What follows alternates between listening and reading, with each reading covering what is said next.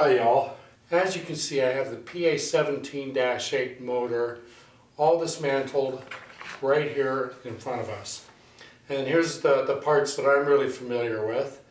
The insulator, the positioning wedge, little wedge. There's the brushes with the springs and the brush tubes for holding the springs and the brushes in place. There's the lower bearing, and there's the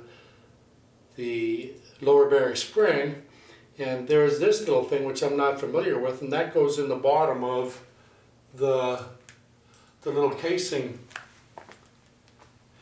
which is probably just out of camera range, but it goes right in there. Let me see if you can see that. There, you can see it that time.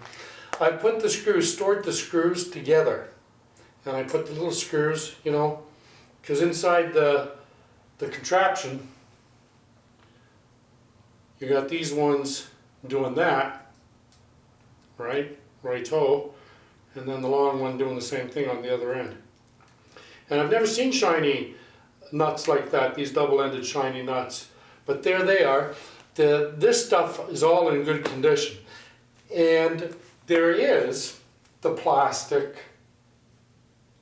insulator or protector of some sort, and it's right in there. So yeah, I've got it undone and I've got it off. Whoopsie daisy, there goes the washer that I was telling you not to lose track of, which I just lost track of. So I'll put it over there. And then what I can do now, since that is off, I can just retract that like that. That is off now. And there's the plastic, or whatever that is, thing there. And there's that. Now, what I want to show you is, this is the bearing, bushing. This is like a bushing type deal. And you can, if you look down in there, you see the inside of it. And I know it might be quite dark, but on the upside here is some kind of a spring washer, you know, a spring clip. But that is the actual bushing.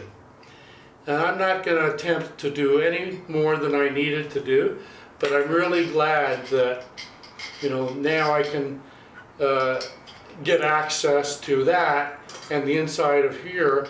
And while we're here, the last video, a couple of videos ago, or the last video, I had been doing some sanding, some sanding on the commutator.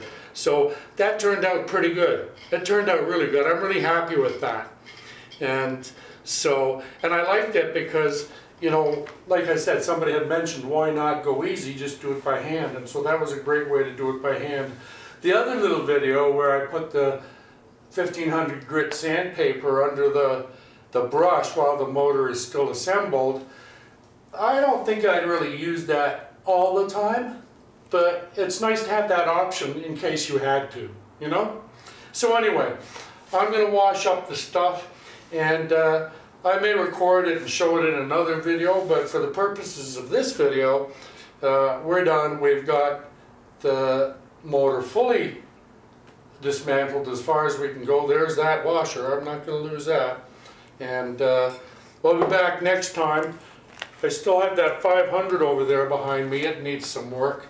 I'm not going to pitch my other little channel, but it's called Jebb Adams Sews. And I'm not going to inundate the restoration channel here with sewing videos. I'll keep the sewing videos separate from the restoration work here.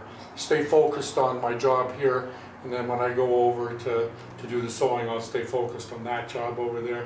Hey, listen, I want to thank you all for being here. Please do subscribe, and take care of yourselves. Have fun, and we'll meet you back here soon. Adios, amigos.